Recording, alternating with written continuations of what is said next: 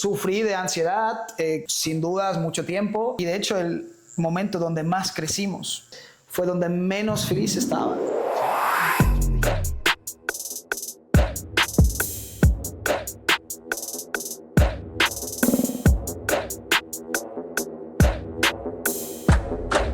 Hola chicos y chicas, ¿qué tal? ¿Cómo estáis? Bienvenidos a The Interview.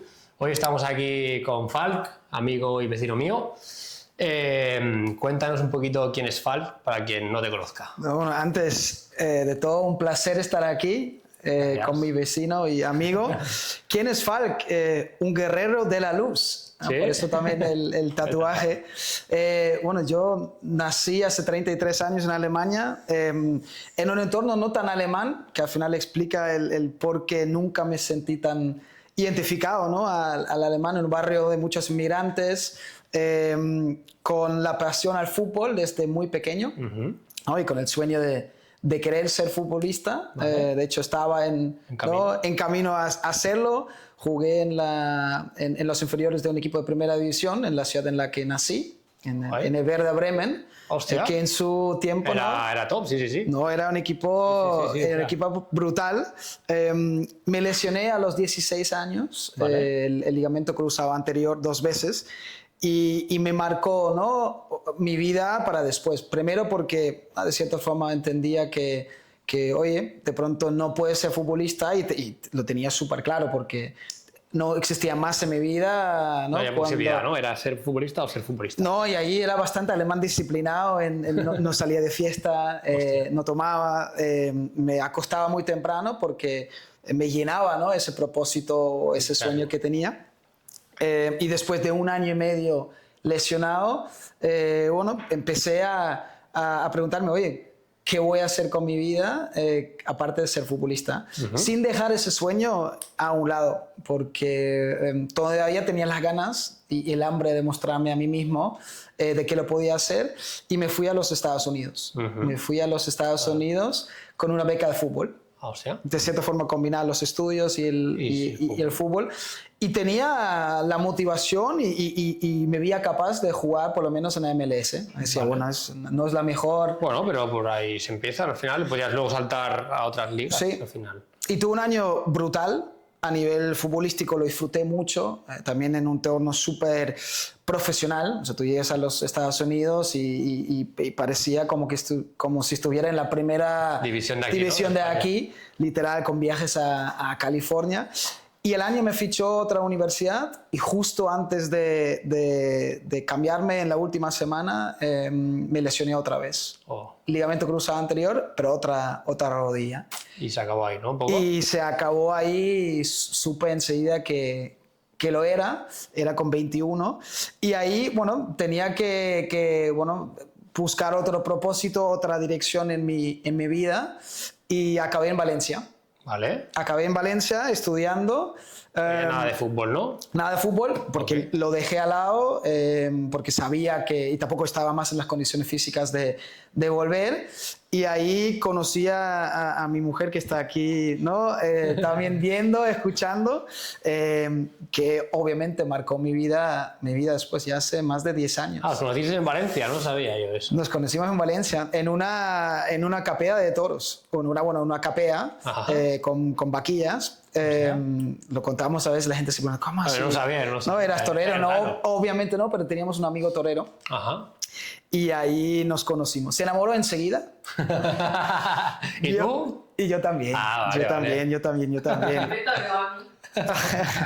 No, y luego le seguí. Como ella es colombiana y se tenía que volver a Colombia porque acababa la carrera ahí, yo dije, no, para Colombia. Le sigo, ¿no? ¿Sí? Y como a veces quiere la vida, cuando realmente quieres algo y le pones la fe, le pones la esperanza, acabas en ese mismo sitio a los 3 meses. ¿Que estabas viviendo en Colombia? Estaba viviendo en Colombia. Hostia.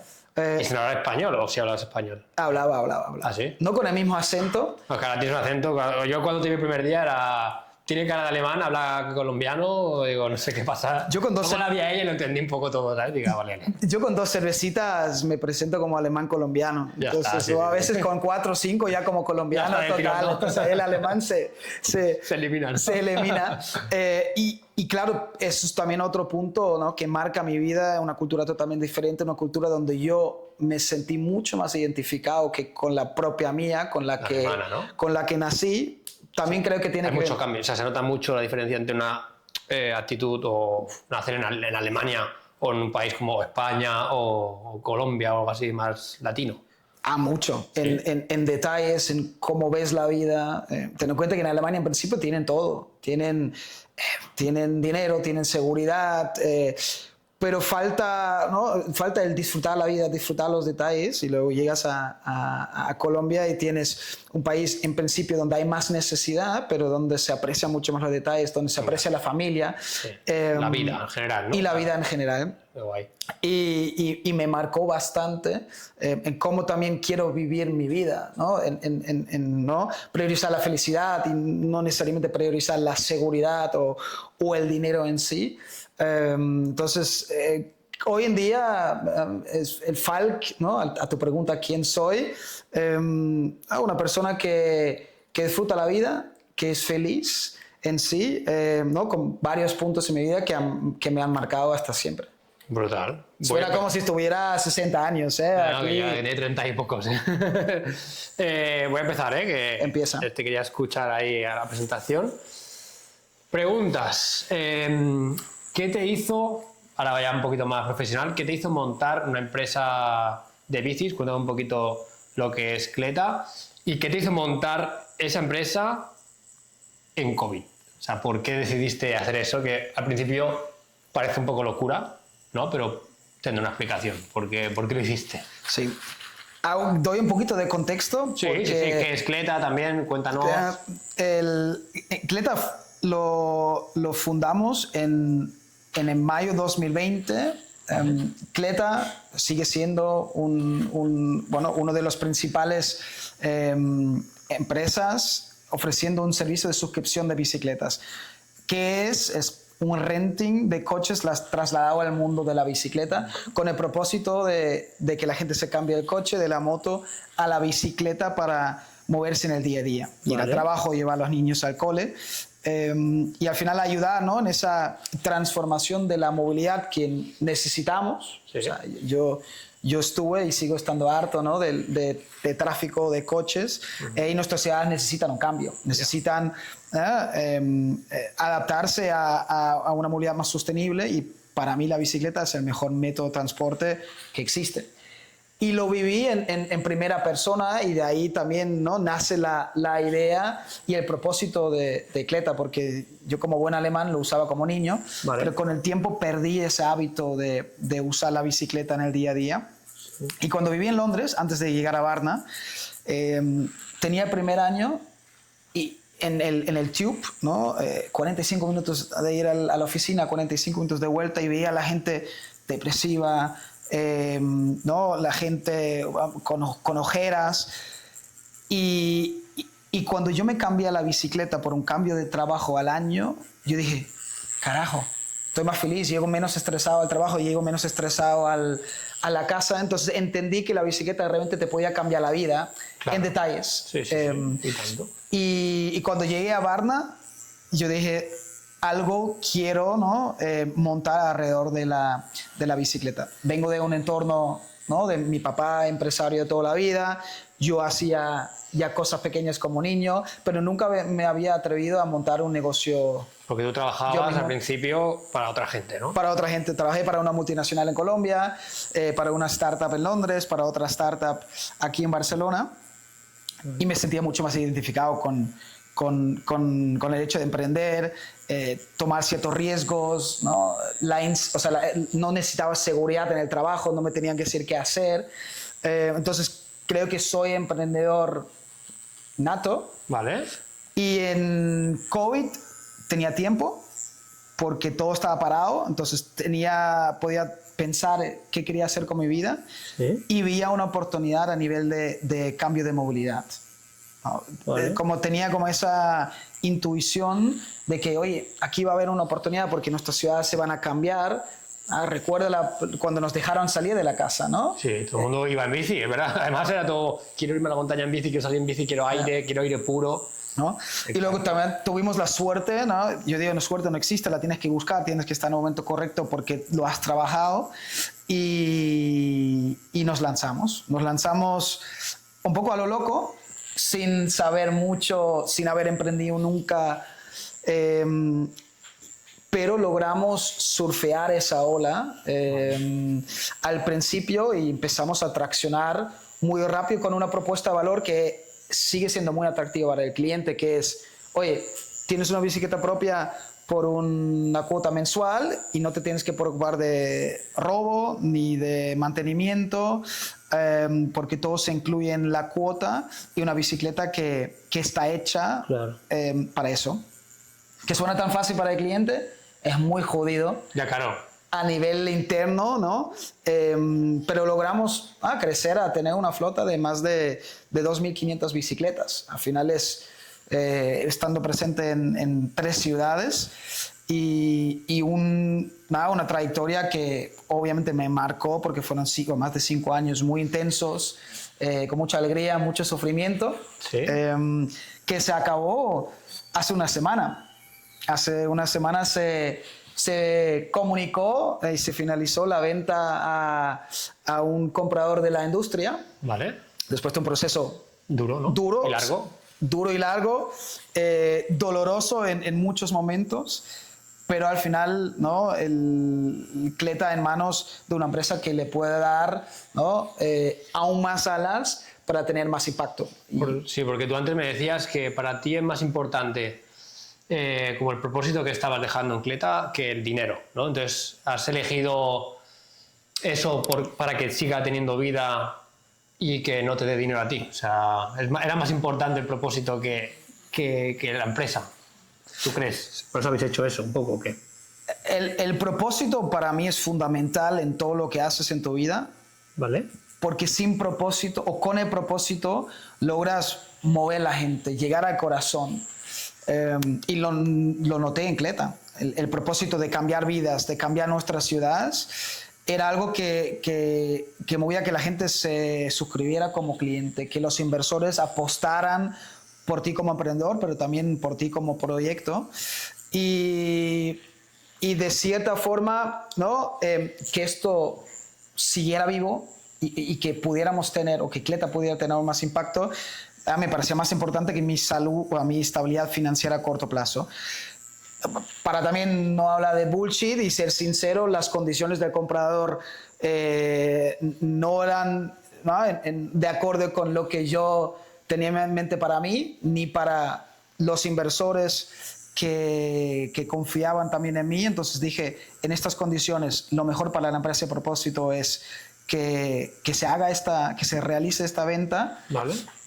Pero sin mí. Entonces el próximo capítulo de Cleta es sin mí y ha sido la mejor decisión, creo que para todos, pero sobre todo para estar... Para ti, ¿no? Alineados con mis valores. Exacto. Porque igual no podías darle tus valores, porque me gustaría que me comentases cómo hicisteis crecer tan rápido la empresa, ¿no? Y al igual al hacer crecer tan rápido la empresa, ¿perdió tus valores? Porque metes a mucha gente. ¿Cómo logramos crecer Cleta tan rápido? Primero había una demanda. O sea, lo primero es, oye, debe haber demanda para que los clientes te compren, para que se suscriban. Sin esto no hay una base. Entonces nosotros resolvíamos un problema real y le dábamos una solución que no existía. Fuimos los primeros en España en montar un servicio de suscripción de bicicletas. No tenéis competencia, ¿no? Así, en ese estilo. Hoy en día sí hay competencia, pero en su momento éramos los primeros en España y ten en cuenta en una cultura que no es muy ciclista. No. Decirle a alguien, oye, que vayas al trabajo en bicicleta sudando, entre comillas sudando, costaba y sigue costando. La bici eléctrica nos ayudó mucho. Y a tu pregunta de cómo logramos hacerlo crecer tanto, con inversión. Era un modelo intensivo en capital. Crecías con más bicicletas con los clientes y los necesitabas financiar o prefinanciar. Por lo cual logramos tener demanda y luego también contábamos con la inversión de poder meter más bicicletas y tener más usuarios usando el producto. Vale. Cuando tú dejas entrar a inversores o socios, cedes el control, obviamente porque ya no puedes hacer lo que te dé la gana, pero nunca estuvimos o nunca me sentí en una empresa que no fuese mía. Hasta el final las decisiones principales, ¿no? Las tomábamos nosotros. Vale. Y luego creo que también un mérito nuestro de hacerlo crecer por las ganas que le metíamos, por una ejecución buena, sin, eso lo hablamos antes, ¿no? Sin a veces pensar en de aquí a 3, 5 años. Yeah. Muchas veces pensamos en cuál es mi necesidad para llegar al próximo hito. Y cuando llegaba al próximo hito, ahora qué necesito para llegar a lo próximo, sin dibujar ese camino a largo plazo y decir, ok, tiene sentido este tipo de inversor, tiene sentido esta decisión estratégica para llegar, ¿no?, mucho más fuerte aquí a 5 años.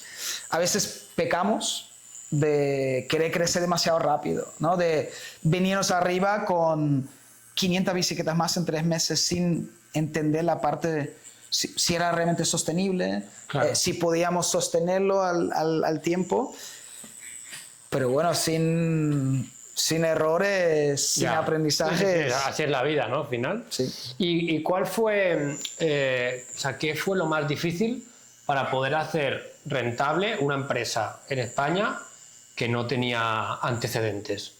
O sea, ¿cómo lo hicisteis? ¿Cómo intentasteis buscar el de eso para hacer rentable la empresa? Nunca fuimos rentables. ¿No? Para empezar, no. El modelo de negocio principal al cliente necesita mucho volumen, necesita más volumen de lo que nosotros pensábamos, por lo cual nunca logramos que la empresa fuese rentable de verdad. Luego hay muchas formas de un EBITDA adjusted y encontrar formas de que tú muestres que eres rentable, pero si lo quieres ver, ¿no?, como negocio en sí, nunca fuimos rentables porque necesitábamos aún más volumen de clientes, aún más volumen de bicicletas para pagar la base de costes y la base de personal que nosotros necesitamos. Vale. Porque duramos 5 años, porque al final, ¿no?, los inversores, también nosotros apostábamos en llegar nosotros al volumen necesario para hacer break-even, empezar a hacer dinero, pero no llegamos a este momento, no llegamos a ser rentables. Y luego empezamos a pivotear, entrar con empresas, pero no tuvimos el tiempo al final por la situación financiera de la empresa. Cogimos, aparte de mucha inversión, también mucha deuda necesaria, vale, para la financiación de las bicicletas, y esa deuda, después de un buen rato, pesaba demasiado sobre la empresa, por lo cual, ¿no?, para asegurar la continuidad, la solución fue vender la empresa a un competidor que tiene un músculo financiero para darle, ¿no?, una segunda vida, un player inmobiliario, no necesariamente un competidor, para darle una segunda vida a la empresa. Vale. ¿Y cuándo sentiste, o tenías claro desde el principio que Cleta no iba a ser un experimento, que iba en serio? O sea, ¿hubo un momento que dijiste, wow, esto ya es un proyecto serio y ya empiezo a ver que hay un interés detrás, que empiezo a ver que la gente invierte, que cree en mí? ¿Hay algún momento que te haya marcado a ti en eso? Buena pregunta. Bueno, no, o sea, un momento en sí no. El primer año y medio, o los primeros 2 años, pasaron muy rápido y ten en cuenta que fui emprendedor por primera vez. Vale. Y las cosas se daban como de forma natural, más clientes, primeros inversores pequeños que confiaban en nosotros, que eran amigos, ¿no? Se dice family, friends and fools, ¿no? Vale, sí. Más usuarios. Luego, con muy poco tiempo, entró como inversor Ter Stegen, ¿no?, Mark Ter Stegen, donde fuimos la primera inversión en una startup que había hecho en su momento, y se daban las cosas de forma natural. Al año y medio entró un fondo profesional, y sin experiencia yo pensaba, oye, esto es fácil, ¿no? Sí. Sin que fuese fácil. Entonces nunca dudé, para serte sincero, que esto iba en serio. Vale. O sea, que creo que también atraía a los demás, porque cuando tú le pones la fe, la esperanza y la energía, las cosas se dan, ¿no? Muchas veces no por el camino que tú piensas que se den, pero logras que las cosas salgan. Y si tuvieras que darme un consejo, por ejemplo, yo en tema startups no tengo mucha idea, ¿vale? Si tuvieras que darme un paso a paso a seguir para crear una startup, ¿cuál sería? Porque yo eso de rondas de financiación, todo esto yo como que no lo entiendo, ¿sabes? O sea, me gustaría como aprender un poquito. Primero, deberías darme un consejo tú, porque tú lograste crear una empresa tú solo, sin mucha inversión, y que esto sea rentable y pueda crecer a donde creció. Entonces, creo que tú me deberías dar el consejo a mí. Luego, el tema de rondas de financiación, creo que se habla mucho bullshit en el sector. Rondas de financiación son necesarias para ciertos tipos, ¿no?, modelos de negocio que necesitan tiempo para ser rentable o que necesitan inversión inicial por el negocio en sí, como fue el caso, ¿no?, el caso de Cleta. Muchas veces se habla de las rondas de financiación sin entender a qué condiciones. Exacto. ¿Cuál socio te entra? Y eso muchas veces te puede perjudicar en tu camino. Por lo cual, consejos a todos afuera, si ustedes pueden montar un negocio sin la necesidad de una ronda de financiación, maravilloso. Lo manejas a tu ritmo y en el momento que tú estés listo, que tengas una base sólida para meterle gas, ¿no?, para meterle caña, y que cada euro que inviertas, ¿no?, tenga su retorno, ahí sí, creo que es una manera muy válida de acelerar tu crecimiento. Yo en Cleta entendí que la base es súper importante, tener una base sostenible para que esta inversión, ¿no?, este crecimiento acelerado realmente termine en un retorno. Claro. Y no solamente a nivel económico, sino también a nivel de un negocio, ¿no?, más grande, que significa más problemas, pero que tenga, ¿no?, una casa cada vez más... Una base sólida, lo que hablábamos antes, sí, de que no construyas la casa por el tejado, sino que si la base es pequeñita y empiezas a crecer un edificio en una base pequeña, acabará cayendo, ¿no? Sí. Entonces, lo que me das de consejo sería que la base, antes de empezar a meterme en rondas de estas, de inversión, construya una base sólida, ¿no? Sería un poquito lo que me dirías, ¿no? Eso sin duda. Luego, si tú quieres ir a la luna, tú vas a llegar a la luna con fondos propios. Claro. Entonces, si tienes modelos que desde el día uno necesitan o contar con una inversión, eso también puede ser, ¿no?, inventos de medicina, biotecnología, ahí sí. Pero si piensas en un modelo tradicional, mucho mejor que lo inicies sin una inversión, y que lo estoy viendo ahora en las dos empresas que he montado, donde una empresa la estoy montando con fondos propios, lo más eficiente posible, estoy cuidando cada euro más, y no quiero que entren socios por ahora, porque quiero que entren en algún momento cuando haya entendido el negocio en todos los detalles, cuando sepa aquí tengo que invertir y aquí voy a tener retorno. Porque antes, ¿qué hace tener mucho dinero? Te hace ser menos eficiente. Claro, porque te hace gastarlo más. Exacto. Y es normal, es muy difícil que no sea así. Sí. Entonces, consejo, no te vengas arriba con rondas de financiación. Es muy chévere para el Instagram, para el LinkedIn, para que la gente te aplaude, pero muchas veces, ¿no?, a largo plazo te limita. Vale. Y ahora, por lo que has dicho, entonces estás a favor de tener socios a empresas. ¿Tú crees que es una buena opción? Sin dudas, porque creo que con un socio alineado en valores que te complementan lo que quieres buscar, 1 más 1 es 3. Vale. Luego, muchas empresas fracasan o tienen problemas serios por un tema de socios. Entonces, también es importante que sea un... Saber quién, ¿no? Será quién, y muchas veces te tienes que atrever a confiar y entonces estoy a favor, sí, pero en los momentos correctos. Vale. ¿Qué elegirías? O sea, ¿qué detalles tendría que tener o qué atributos tendría que tener una persona para ser socio tuyo, por ejemplo? Tiene que ser optimista, realista, porque yo soy un optimista extremo. El equipo, y también mi mujer, no la estoy mirando porque si no me da mala cara, pero yo quiero hacer las cosas para allá. Entonces estoy muy poco tiempo porque soy optimista. Todas las cosas tienen que estar ahí para que lleguemos a tiempo. Entonces necesito a alguien a mi lado. Perdón. Perdona. A mi lado que no me quite energía, que no me quite las alas, pero que sea más realista, ¿no? Que baje las cosas a la tierra y que me pueda decir, oye, no son 2 semanas, es 1 mes y medio. Que tenga mucho hambre, que tenga hambre de romperla, ¿no? De no estar por estar.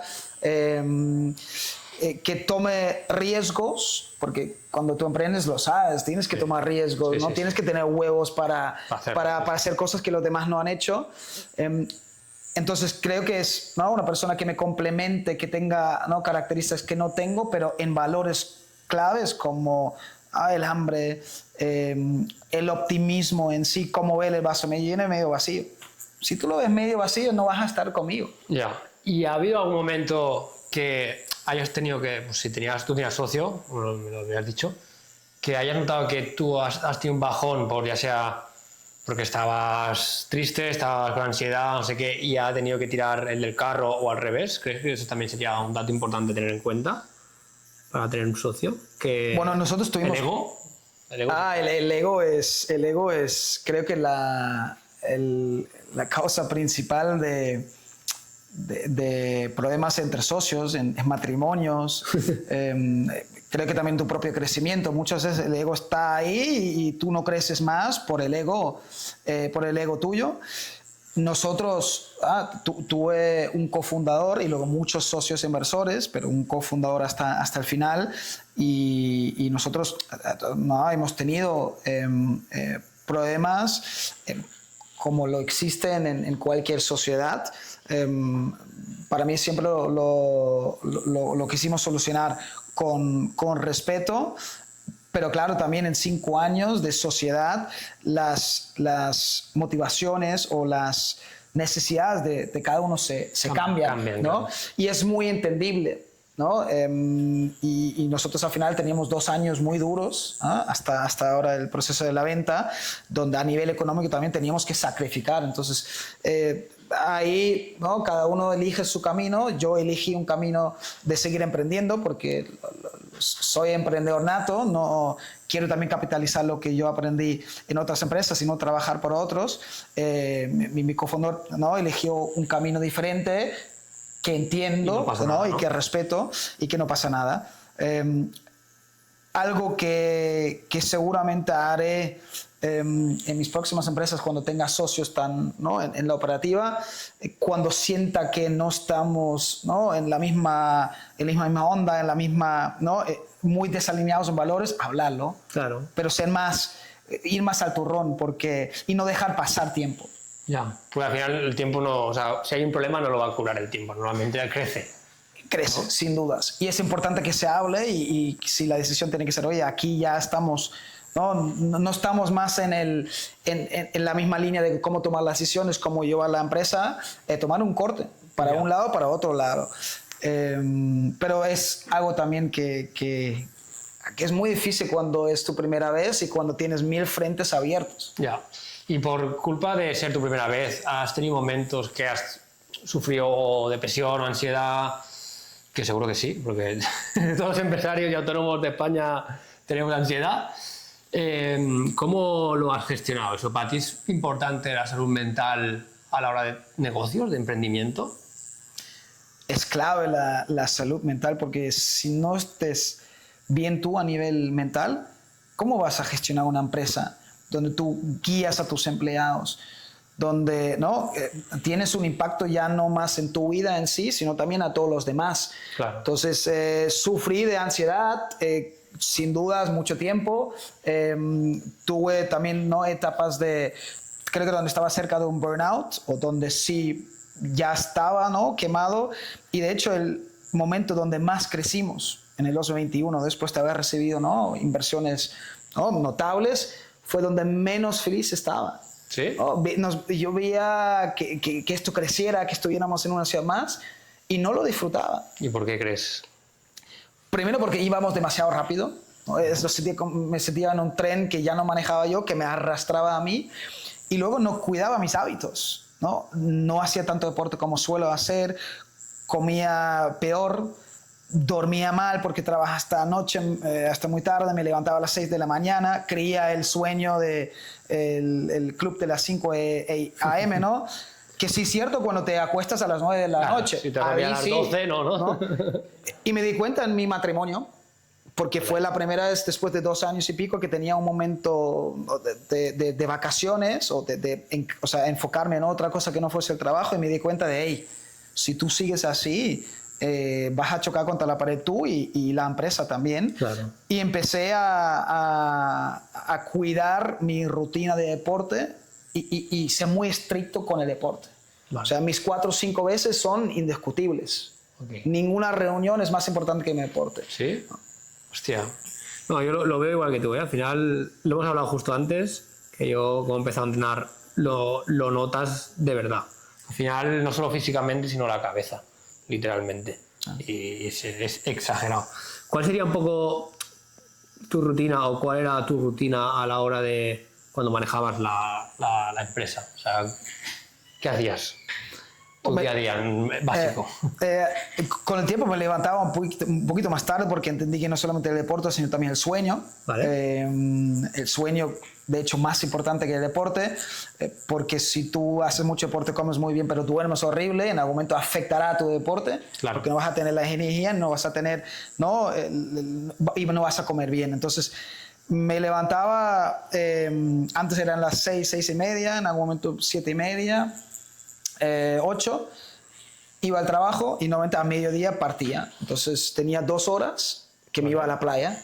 Juego al fútbol, a fuchivoli, que es como el beach volley con los pies, mismas reglas 2 contra 2, y pasaba 1 hora y media entrenando en la playa, me bañaba en el mar y volvía a la oficina. Tú no puedes creer la energía que me daba el estar en la playa, recibir sol.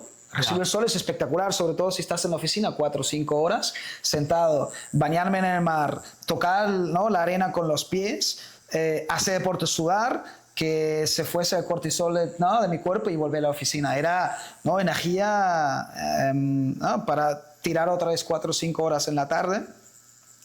Lo que sigo, o lo que podría mejorar hasta ahora, es no trabajar tarde. A veces la vida no, sí.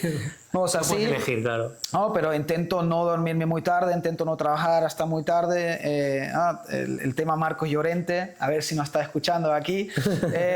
Todo el mundo está hablando de eso, pero creo que él está hablando de hábitos muy sanos y muy importantes, de no tener el móvil, las pantallas hasta muy tarde, porque afecta a tu sueño, sin volverte loco tampoco. Ya, que no sea obsesivo, ¿no? Si hay una cena porque tienes que hacer algo, comes hasta tarde. Si hay algo que tienes que hacer porque estás acabando un tema importante en el trabajo, trabaja hasta tarde porque vas a estar más feliz. Pero en general, cuidar hábitos. Tu rutina que sea sana, ¿no? Sí, pero sin volverte loco. Y al final eso hacía y hace que sea más feliz. Entonces, cuando tú eres más feliz, tu impacto a los demás es mejor, porque cuando tú eres una persona infeliz, tienes una energía negativa, ¿cómo van a ser tus empleados? Yeah. ¿Cuál es la percepción de los clientes cuando te ven, hablando, cuando te ven vendiendo? Entonces, el cuidarte a ti y ser feliz, se contagia, ¿no? Se contagia.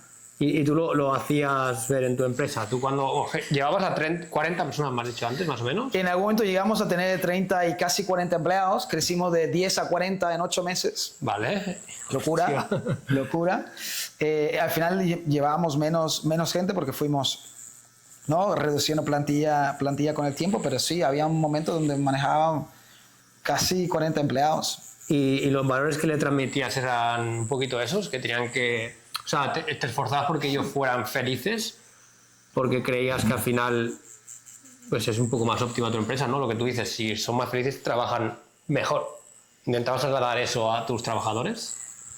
¿O qué? Nunca lo pensé. Creo que sí, no. Primero también tenía que encontrar mi forma de vivir, mi forma de emprender, mi forma de ser un líder. Entonces, durante los primeros años, inconscientemente lo querían transmitir a ellos, Creo que no siempre lo hice. Vale. También fue algo que, ¿no? donde ¿no? le estoy dando más importancia últimamente. Pero había valores muy claros, ¿no? Que sí quería transmitir y que sí, ¿no? Creo que hacían que las personas se sintieran un pelín más felices y que sobre todo sintieran que fuese más de un trabajo normal. Creo que lo que logramos y lo que logré como líder fue que entendieran el propósito, ¿no? Cuando te hablo yo de propósito es porque yo me di cuenta en Cleta que un propósito verdadero que hace un impacto en tu alrededor, en las personas, hace que tus clientes estén más fieles, que tus empleados lo vean más que un trabajo. Que sientan que es suyo también, ¿no? Un poco. Y que sienten que como que el esfuerzo, el estrés, porque todos lo tenemos, en una startup donde presionas mucho aún más, valga la pena. Ya. No todos, y los que no lo sientan los echas o se van muy rápido porque no conectan con el propósito, entonces lo ven como un trabajo cualquiera, entonces ahí ya no recompensa. Ya. Pero el propósito es tan importante para uno mismo que para los empleados, clientes, inversores, todos los stakeholders, ¿no? Creo que llegas más a ellos y llegas más a ti. Brutal. Y ahora, bueno, como me has dicho antes, ya no estás en esa empresa, la vendiste. ¿Cómo es el proceso de vender una startup? ¿Es duro? Nuestro proceso fue doloroso porque no es una venta en la que salgamos millonarios. ¿Vale? Porque en algún momento éramos millonarios en el Excel, en papel, con las valoraciones que teníamos como empresa y con el porcentaje que teníamos. Muchas veces es más una paja mental o algo que está en el papel, pero hasta que realmente lo cumplas, ¿no? Queda mucho camino. Nuestro proceso ha sido muy doloroso, ¿no? Nuestro proceso no ha sido un proceso de venta, ¿no? Donde en la discoteca, ¿no? Tú eres la chica más guapa y todo el mundo te quiere sacar a bailar. Claro. Tuvimos que buscar el novio que quisiera bailar con nosotros. Entonces sí, el proceso fue duro. El proceso fue duro sin dudas. Duro y doloroso. Ya. Y de hecho, bueno, me lo comentaste, que salió como en el periódico y todo esto, bueno, no sé si fue exactamente eso o fue que hubo una polémica que salió el periódico porque había una licencia o así fue, o así. ¿Me puedes contar eso? Que no me acuerdo bien. Nosotros salimos muchas veces en el periódico por tener a Mark Testegen y Marcasol como inversor. Los periódicos lo usaban como gancho, ¿vale? ¿No? Sobre todo los periódicos más amarillistas. Sí, hace un año y pico lanzamos una tienda, para mí la mejor tienda de bicicletas urbana que se lanzó en España, con un café dentro, entonces un concepto nuevo, un concepto chévere. Sí, y como soy, siendo, ¿no? aquí el protagonista, yo la lanzamos sin tener la licencia aún. Vale. Yo creo que la mayoría de los empresarios aquí lanza tiendas sin tener la licencia y ya cuando el ayuntamiento te lo pide, bueno, la sacas. Sí. Es dinero, es ¿no? inversión. Entonces, bueno, soy partidario de lanzarte y luego voy a pedir perdón. En nuestro caso, se enteraron de los periódicos y salían todos los periódicos. La tienda de Mark Testegen, la tienda de Marcasol, lanza su flagship store sin licencia. Luego me disculpé con los dos, ¿no? Por WhatsApp dije, chicos, perdona, no pensaba que esto saliera así. Los dos me dijeron, tranquilo. Están acostumbrados, ¿no? Tranquilo, hemos visto cosas mucho peores, ¿no? Entonces están acostumbrados a polémica mucho peor que les toca, ¿no? En temas creo que mucho más delicados. Ya. ¿Y cómo gestionas un poco que se hable de ti? ¿Te afecta cuando se habla mal de tu empresa o...? Me afectaba mucho más antes, me preocupaba lo que dijeran los demás. Creo que todos queremos gustar a los demás. ¿Sí? Hoy en día, perdona por la expresión, que es muy costeño, ¿no? Me vale verga. Sí. me importa lo que diga mi familia, me importa lo que digan mis amigos o la gente, ¿no? Donde, ¿no? Siento que les debo escuchar. Y te conocen y saben la verdad, ¿no? Y el resto que piensen lo que quieran pensar, porque si tú quieres gustar a todo el mundo, no gustas a nadie. Si tú vives pensando en qué podrían decir los demás, vives atrapado, ¿no? en un mundo que no es tuyo. Y hoy en día pueden hablar de mí lo que quieran, no me importa. Vale. Y hay algo que me gustaría saber tu opinión, ahora que ya has vendido tu startup. ¿Cuál es tu opinión del mundo de las startups? Porque todo el mundo lo vende como, ¡guau, dinero rápido! Vas a subir en 1 millón en un año, lo vas a vender y te vas a hacer de oro. ¿Es así? No es así. ¿No? No, mira, yo no soy millonario y estoy montando 2 empresas nuevas con pocos recursos. Entonces, en mi caso demuestra que no. Porque, primero, muchas startups, la mayoría de las startups fracasan. Vale. A nivel general. No me gusta la palabra fracaso, porque ¿qué es un fracaso? Bueno, ¿no? Intentas innovar en algo y muchas veces no sale. Pero entonces, aprendes, ¿no? Aprendes tú mismo, la sociedad también aprende que este tipo de modelo de negocio de pronto no funciona o que hay que hacerlo de otra manera. Entonces, un fracaso entre comillas, pero la mayoría de las startups no sobreviven más de 3 o 4 años. Y los que sobreviven, hay muy pocos que tengan un retorno económico, wow, son los pocos casos que vemos en los periódicos, pero la mayoría de las startups, bueno, ¿no? Se puede vender, pero se vende sin tener ese exit maravilloso para todos. Lo que tenemos que entender, lo que yo no entendía cuando empecé con Cleta y cuando también dimos la entrada a un fondo de inversión, un fondo de venture capital que toma muchos riesgos y también quiere un retorno más jugoso que de pronto un inversor normal, es que ya una vez dentro, muy difícil que tú puedas vender la empresa a un precio normal del mercado. Ya tú tienes que romperla, tienes que ser esa excepción de empresa, ¿no? A generar tanto valor o ser tan valioso para que dé ese retorno. Y cuando no lo das y cuando das cuenta, oye, me estoy desviando, oye, ya no me cuesta seguir por ese camino inicial por el que pensaba que íbamos, haber tenido un inversor con estas, con este apetito de riesgo y retorno, te puede perjudicar. Ya. Sí, porque te fija en el pacto de socios que tienes que vender a tal precio. Si no lo haces, tú como fundador o como socio te puedes diluir aún más para que te quede muy poco de la empresa. Que no fue nuestro caso, pero no, hay que entender los términos muchas veces, no solamente el dinero que te entra. Ya. ¿Y qué cambiarías tú de las startups hoy en día?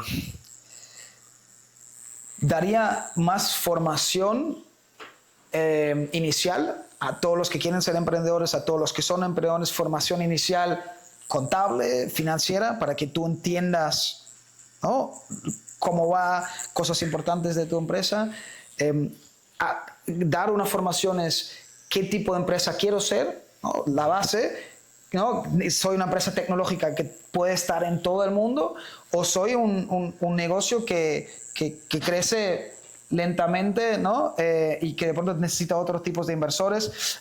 ¿No? Da la base en entender quién soy, dónde puedo estar aquí a 3, 5, 10 años y qué necesito, ¿no?, a nivel de equipo, a nivel de recursos, a nivel de inversión, para lograr esto. A mí me faltaba ¿no?, esta visión, ¿no?, más a largo plazo, que seguramente me hizo que tomara decisiones un poco, oye, quiero llegar de aquí a allá, ¿no? De un hito al otro hito, sin entender el qué era necesario para tener éxito a largo plazo. Y dejar el bullshit. Yeah. Se habla mucho bullshit y se habla ¿no?, del éxito de hoy a mañana. Sí, yo lo tengo visualizado así, literal, de haz una startup, hazte rico y ya está, y véndela. Es bullshit. Habrá muy pocos casos donde alguien entre con un servicio que se necesita justo en ese momento, ahí explota y dentro de muy poco tiempo se vende, pero normalmente hay un proceso muy largo, una base muy sólida antes de haber, ¿no?, le metido al gas y haber crecido exponencialmente, o tienes un empresario que ya se haya, ¿no?, que se haya quemado antes, o que haya sepa el paso para seguir, que haya probado a montar varias empresas y ya está en una fase donde sabe exactamente cómo jugar el juego, ¿no? Tiene una red de contactos, pero se muestra el éxito a corto plazo y ese casi nunca existe. Y justo me has dicho antes que te gustaría que hubiera un poco de formación y tal. ¿Tú crees que las escuelas de España, o en tu caso Alemania, no enseñan a cómo generar dinero, a cómo montar una empresa, sino que te enseñan a trabajar para el Estado, ser un gasto público? ¿Crees que eso pasa? Seguramente. Creo que nosotros en general salimos de las universidades sabiendo nada. O sea, sabemos un montón de vainas que luego no te sirven en el día a día. Ya. ¿Cómo hacer la declaración de renta? Porque es sencillo, si te lo enseñan en una materia y que todos salgamos, ¿no? Y no tienes que ser emprendedor para saber esto. Entonces, a tu pregunta, sin dudas, yo creo que la formación es, en la mayoría de las universidades, escuelas, está muy lejos de la realidad nuestra hoy en día. Y entonces, ahora ya fuera de eso, me has dicho que estás montando 2 empresas, porque ya vamos cursitos de tiempo, yo creo. ¿En qué estás trabajando ahora? Monté 2 empresas, no una, porque me gusta... Vamos a tope, ¿no? Vamos a tope, no me aburro. Estoy y también con 2 enfoques muy diferentes. Una empresa ¿no?, que monté para divertirme.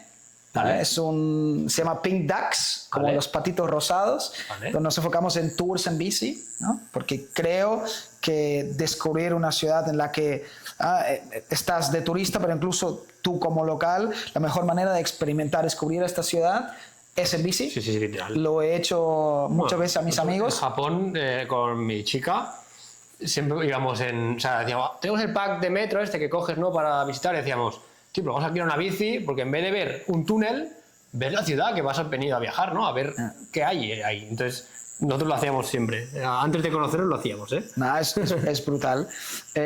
Y esa empresa la monté, por ejemplo, ¿no?, con fondos propios. También tengo, ¿no?, unas bicicletas que puedo, ¿no?, usar para esta actividad, pero ahí voy despacio, poco a poco, ¿no? Quiero entender todos los detalles del negocio antes de eventualmente, ¿no?, crecer, tener más tiendas, estar en más sitios, porque el hambre lo sigo teniendo, ¿no?, de montar algo más que una tienda de barrio, pero a su ritmo. Y la otra empresa es de flotas de bicis para empresas, para que puedan externalizar todo este servicio a nosotros, incluyendo seguro, mantenimiento, y para que ellos se puedan enfocar en lo suyo, que es el core, y nosotros gestionamos toda esa parte. Esa empresa la monté para ser vendida. Tengo muy claro de que quiero vender esa empresa. He hecho el ejercicio, ¿no?, de entender a quién podría vender esa empresa en 5 o 7 años, cuando el mercado no esté listo, cuando yo quiera venderlo. ¿Cómo tengo que financiar esta empresa? ¿A qué tipo de cliente que tengo que ir para que, ¿no?, todo el esfuerzo que invierto, ¿no?, valga la pena? Y hago las 2 empresas porque también para diversificar el riesgo. Claro. Tenía todos mis huevos en una cesta y mira, yo salgo de Cleta después de haber invertido 100.000 euros míos, ¿no?, sin un retorno económico a corto plazo. A largo plazo sí, porque lo voy a poder capitalizar en las nuevas empresas, pero a nivel económico salgo sin nada. O sea, perdiste los 100.000 euros de dinero, pero lo invertiste en aprendizaje, ¿no? 100%. Para mí no me arrepiento, y fueron los 100.000 euros, no sé si mejor invertidos, porque si no tienen retorno a corto plazo, la gente lo puede cuestionar, pero a nivel personal, un aprendizaje y una visión distinta de ser emprendedor. Porque cuando inviertes, gastas el dinero de otros, es muy fácil. Es muy fácil, ¿no? Entonces, mi relación con el dinero y las inversiones se cambió mucho cuando yo invertí 100.000 euros. Hombre, lo cuentas todo al detalle, es así. Y que eran 100.000 euros que le pedí de forma adelantada a mi papá de su herencia. Sí, o sea, que era dinero que te la jugabas de verdad. Sí. Que, by the way, fue el pitch más doloroso y más jodido que tuve. Mi papá ahí me tuvo 2 días y medio bajando en todos los detalles de la empresa. Él siendo un empresario tradicional que no entendía cómo podíamos tener una empresa no rentable, me hacía sufrir bastante, que al final también me sirvió para ver, ¿no?, otra verdad de cómo emprender, ¿no? No solamente la verdad de que existe en el mundo startupero, que todo es muy bonito, todo es un crecimiento a lo loco, sino de, oye, una empresa tiene que ser rentable. Claro. Si no eres rentable... Si no hagas una ONG, ¿no? Es así. Vale, y si este podcast lo escuchara Falk de hace 5 años, ¿qué frase, solo puedes decir una frase, le dirías para que no se rindiese? Al Falk de hace 5 años. Sí, al que empezó. Bueno, mantén el hambre, mantén la fe, mantén la visión, y cuando todo el mundo dice que estás loco, escucha un poquito más el por qué lo dicen, pero confía en ti, y asegura que estés rodeado, ¿no?, de las personas correctas. Y sobre todo pedir más ayuda. Pedía demasiado poco ayuda. ¿Sí? Sí. Eso es el ego, ¿no? Un poco, al final. ¿O no? Puede ser, ¿no? Puede ser que sí, puede ser. Ahora está siendo mi psicólogo aquí, ¿eh? ¿Y tú crees que estás rodeado de gente? O sea, que depende de qué tipo de gente estés rodeado a llegar más lejos o menos. 100%. ¿Sí? Mira o sea, yo no tengo que saber cómo eres tú, simplemente miro a tus amigos y en el comportamiento y sé cómo eres tú, porque ellos influyen en ti porque es tu entorno, y a nivel empresarial es lo mismo. Cuando tú te rodeas de gente con un mindset parecido, ¿no?, con gente buenísima cada uno en su segmento, tú vas a llegar más lejos. Si tú estás en un entorno de gente sin hambre, muy difícil que tú salgas con el hambre de romperla. O acabarás saliendo de ese entorno. O acabarás saliendo de ese entorno. Muy bien. ¿Cómo vamos de tiempo? ¿Qué llevamos? 55. ¿Cómo te gustaría morir? Sí. 55 minutitos. Vale. Más polémico ahora, ¿no? Lo último que queda. No, pero ¿le hacemos lo de los caimanes o no? Sí, dale. ¿Cómo lo sacamos de los caimanes? No, una anécdota. No, ponle como, hey, a ti te gustan los asados, ¿no? Porque como vecino, y el otro día me comentaste. Bueno, puedes comentar que hablando de qué le dirías al Falk del pasado. Vale. De tu pasado. Vale. Venga, pues sigo, ¿eh? Y hablando del Falk del pasado, una cosa me contaste otro día que me gustaría, o sea, porque es súper random, que me gustaría que contaras aquí, y es tu viaje a la selva. Mi viaje al Amazonas. Nosotros estábamos visitando la familia de mi mujer en Barranquilla, en Colombia, y después de 3 semanas me fui al Amazonas yo solo, con las ganas de escaparme, de ver algo distinto. Entonces, antes de entrar a la selva, yo le dije a mi mujer, oye, voy a dejar mi celular porque no voy a tener conexión, no lo voy a poder cargar, volveré en 3 días. Me metí en la selva con un guía, un indígena de ahí, y me metió mucho más en la selva donde no había nada, una cabaña suya, y yo de hecho le pregunté, oye, ¿no podemos acampar en la selva con una hamaca? Me dijo, sí, obvio. Una experiencia brutal a nivel espiritual, a nivel, ¿no?, me marcó para literalmente toda la vida, y me gustó tanto que no me quedé 3 días, sino me quedé 4 días y medio, ¿no? Entonces imagínate, ¿no?, el alemán rubio que no aparece a los 3 días y que no avisa en casa, y que al 4.º día tampoco aparece, hasta, ¿no?, que por la noche la llamé a mi mujer cuando ya había llegado al hostal, y ella llorando, porque ya están a punto de llamar a la Cruz Roja, faltaban minutos de llamar a la Cruz Roja y avisar que se había perdido un alemán loco por ahí. Un alemán rubio loco ahí en la selva. ¿Y qué me contaste que hacíais? ¿Que comíais? O sea, cazabais cocodrilos allí, ¿no? Cazábamos caimanes. Caimanes. Luego, obviamente, los dejábamos sueltos otra vez, pero sí, cazábamos caimanes. Era por placer, o sea, lo cogíais y lo soltabais. Sí. Sí, hostia. Sí. Pude nadar con delfinos rosados. Luego también me comí un caimán asado, pollo. Sí, pero como pocho, ¿no? Yo también lo probé en Miami. Sí. Pero sí, había... Imagínate, fueron 4 días en la selva. Sin nada, o sea... Sin nada, pero 4 días que recuerdo como si fuera ayer. ¿No? Son estas experiencias que te marcan para toda la vida porque son diferentes. Que recuerdan los olores, incluso, ¿no? Todo. Estaba cagadísimo cuando acampamos en la selva. Hombre, normal. Tenía miedo, literalmente, de que estuviera el jaguar ahí al lado esperándome. Se acabó. Y ni Cruz Roja ni Cruz... No, se acabó. No. Vale, por último, tío, que ya creo que llevamos casi una horita. Hay una pregunta que le hacemos a todo el mundo y me gustaría que la contestases. Te digo la pregunta y luego te pongo la condición, ¿vale? ¿Cómo te gustaría morir? Imagínate que tú mañana mueres, Dios no lo quiera, toquemos madera, ¿vale? Pero te dejan elegir cómo hacerlo. ¿Cuál es la manera que elegirías? No vale quedarse dormido, o sea, tiene que ser, bueno, a ver, o sea, después de lo que hemos contado, una forma épica. Entonces, ¿cuál elegirías? Yo creo que la tengo clara, ahora que acabas de decir. Te voy a morir. Te voy a contestar a tu pregunta, pero primero tengo muy claro cómo quiero que sea mi